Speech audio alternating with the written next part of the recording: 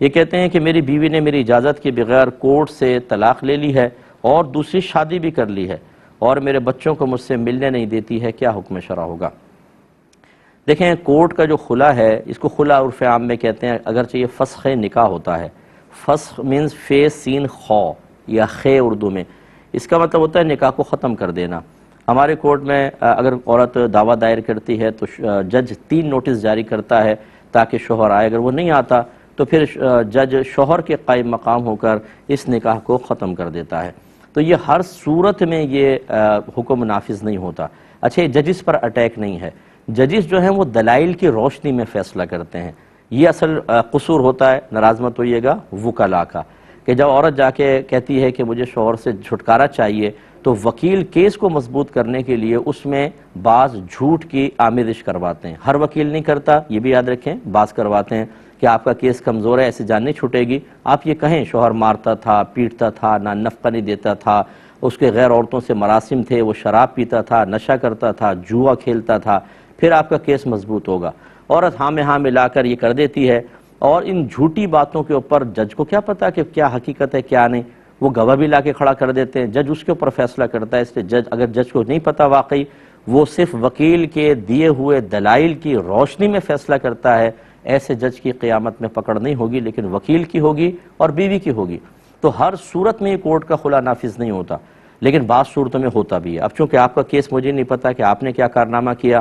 اور زوجہ نے کس وجہ سے آپ کے خلا لیا، وہ مکمل پتہ چلے گا تو زیادہ اچھا ہم فیصلہ کر سکتے ہیں، لیکن معمولی وجوہات کی بنا پر بہرحال کورٹ کے خلا نافذ نہیں ہوتے ہیں۔ اس صورت میں عورت جو ہے اگرچہ اس کو ڈگری حاصل ہو جائے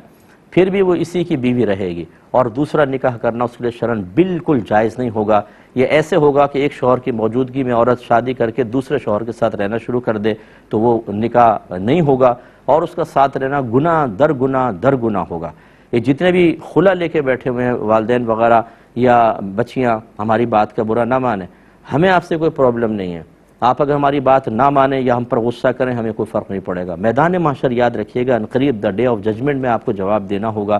پھر آپ مطلب پریشان ہوں گے۔ کسی اچھے مستند عالم دین سے مشورہ کریں کہ ہم ایسا کر چکے ہیں، جائز ہے یا نہیں ہے، پھر آپ کو پتہ چلے گا۔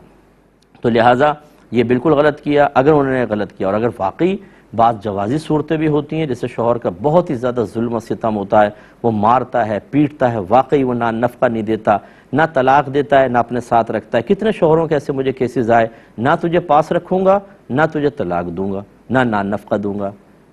آپ سب کو پتہ چلے گا میدان معاشر میں جب اللہ تبارک و تعالیٰ اس کمزور مخلوق کو سامنے کھڑا کر کے آپ ٹارزنوں کو سامنے کھڑا کرے گا نا، اس وقت آپ بھیگی بلی بنے ہوں گے، اور جس کو کہتے ہیں نا عرف عام میں پیشاب نکل جانا، وہاں پتہ چلے گا آپ کو کہ یا آپ کے جو ابھی آپ ٹارزن بنے ہوئے شیر بنے ہوئے ہیں، اور شریعت نے اگر آپ کو حاکم بنایا اور طلاق کا حق دیا ہے، اس کا ناجائز استعمال کر کے آپ نے اپنی آخرت کو کیسا برباد کیا ہے۔ وہاں پر آپ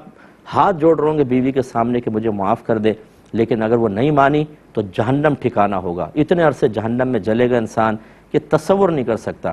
اس لیے یہ بھی غلط ہوتا ہے۔ تو اگر واقعی ظلم و ستم کے جواب میں کورٹ میں دعویٰ دائر کیا اور کھلا لیا ہے، اس کی گنجائش نکل سکتی ہے، تو پرفیکٹ ہم نہیں بتا سکتے، لیکن یہ ضرور ہے کوئی بھی صورت ہو، ماں بچوں کو باپ سے ملنے سے نہیں روک سکتی، ایسے ہی باپ بچوں کو ماں سے ملنے سے نہیں روک سکتا۔ اگر روکیں گے تو یہ قطع رحمی کے اندر آتا ہے، قطع تعلقی کروانے میں آتا ہے، جو حرام اور شدید گناہ کبیرہ ہے۔ اس میں وہ عورت بہت زیادہ گناہ گار ہوگی اور آخرت میں بہت زیادہ گرفت ہوگی۔ اور یہ بھی شاید بات سب کو ناگواری گزرے گی بہت سارے لوگوں کو کہ بعض اوقات میاں بیوی میں سیپریشن ہو جاتی ہے، بیوی بچوں کو لے کے علیحدہ ہو جاتی ہے، میکے میں بیچاری وہ سروائیو کر رہی ہے، شوہر چلا گیا، اب وہ کہتا ہے مجھے بچوں سے ملنے دو، میکے والے کہتے ہیں خبردار جو ہے گھر میں قدم رکھا ٹانگیں توڑ دیں گے تیری، نہیں ملنے دیں گے تجھے، جا جب تمہارا کوئی تعلق نہیں رہا نکل جاؤ۔ یہ نہیں ہو سکتا، یاد رکھیں یہ باپ کا حق ہے کہ وہ اپنی اولاد سے مل سکتا ہے۔ اگر آپ اس کا یہ حق سلب کریں گے، سارے کے سارے میدان محشر میں کٹہرے میں کھڑے کیے جائیں گے، اللہ تعالیٰ وہاں پہ اس شخص کو حق دلوائے گا، اور یہ حق آپ کے پیسے سے نہیں ہوگا، یہ آپ کی نیکیوں سے ہوگا، معمولی نیکیوں سے نہیں ہوگا، مقبول نیکیوں سے ہوگا، جو آپ کے نام اعمال سے نکال کر اس کے نام اعمال میں ڈالی جائیں گی۔ اس لیے خدا را شریعت کو بیچ میں لے کر آئیں، آپس خود اپنے فیلنگز، اپنے جذبات، اپنے خاندان رسم و رواج اور جاہل لوگوں سے حاصل کردہ مشوروں پر اپنے اعمال کی بنیاد نہ رکھیں، ورنہ آپ کی آخرت تباہ و برباد ہو سکتی ہے۔